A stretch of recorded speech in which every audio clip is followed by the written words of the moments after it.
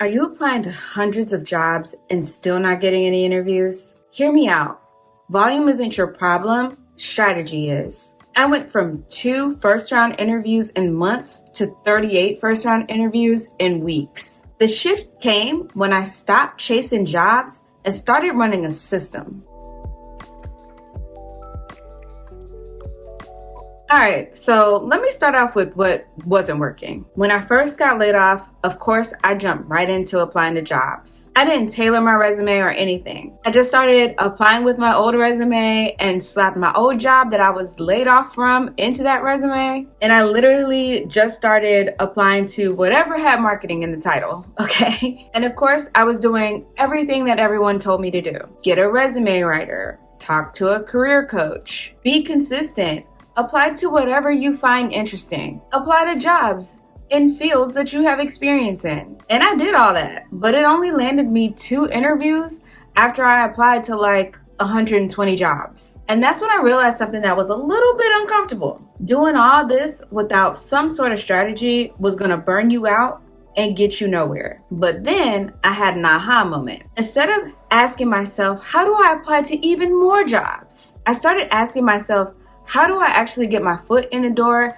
based on the decisions or the hiring decisions that these hiring managers are actually going to make? And that question literally shifted everything for me. So then I took a little break for like a week. I stopped applying to jobs altogether, and I also kind of stopped showing up on LinkedIn. And I took this time to get hyper-focused and really strategic. And this led me to a system that I built and why it worked. Let me know in the comments if this is exactly what you're going through right now. Let's talk about it. So step number 1, I stopped mass applying. I figured that by mass applying, I was just throwing my resume out into the void. And I realized that it wasn't making it past these ATS systems and a human being wasn't even looking at it. So instead, I got super targeted and focused on one role in particular. And for me, that role was product marketing. So I want you to think about the role you want the most and the one that you're most aligned with, and like really key in on that. Because once I had my bullseye,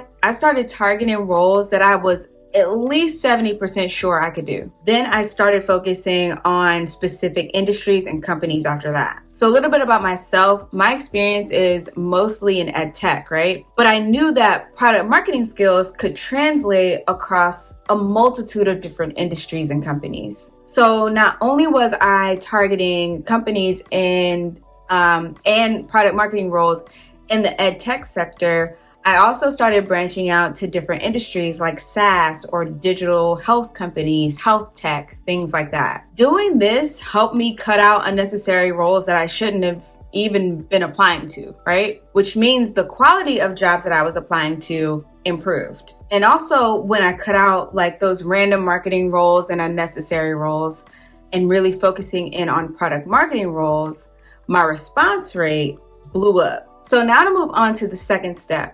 And this is the one that's really, really important and the key takeaway I want you to take away from this video, because it's the one that actually got my foot in the door. And that was to completely overhaul my resume and position it for the role that I actually wanted. In my old resume, all I did was list tasks that I've done or responsibilities that I had, and I didn't include any meat and potatoes into those bullet points that I had. I also didn't show any outcomes or results that I've driven. I actually have a video about this.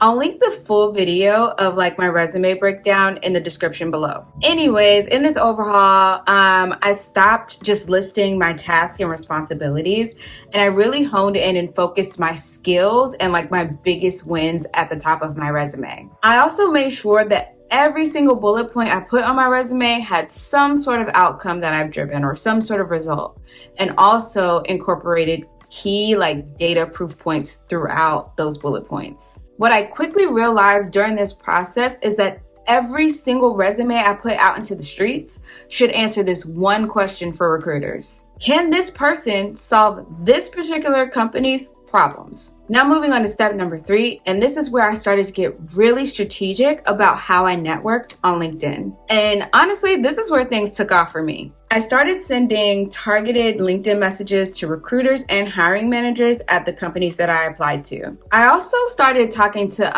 other product marketing managers out there who were doing the work that I wanted to do at the companies that I wanted to work at. And by doing this, it helped me land warm intros with hiring managers at those specific companies. And I also started connecting with other folks who have been laid off and are looking for work, not only to commiserate over how trash this job market is, but to also help each other search for roles. Networking like this not only helped me land interviews, but it also helped me land the job that I have right now. I was introduced to the hiring manager for the role that I have right now by a person who was in a similar situation as myself. It wasn't a gimmick or anything like that for me, but it was about leveraging my ability to network to move the needle in this job market. Because in this particular market, there are people who have been laid off from their jobs, that have been searching for jobs for well over 6 months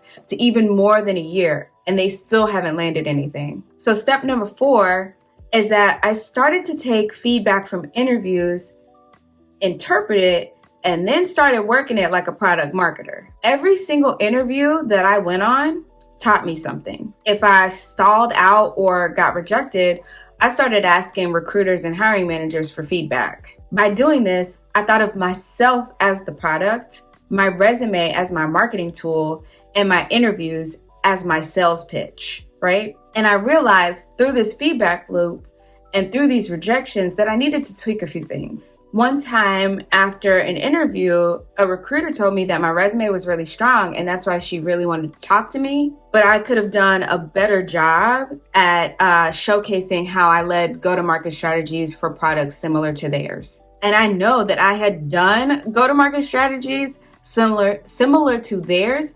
I just didn't have it explicitly stated in my resume. So then I had to go back to the drawing board a little bit and adjust how I positioned myself as well as how I positioned my resume for that particular industry and products similar to those. I also got super duper tight on the stories I was telling in these interviews by using the STAR method. And I started fixing any gaps in my resume or any gaps in the stories that I was telling about my experience, where I had missed the mark by just a little bit, which prevented me from landing a job. It was all about iteration for me and testing and iterating again. And once I really started iterating my approach, my first round interview rate went from 0 to 100 real quick. And after that, I was interviewing every other day pretty much, right?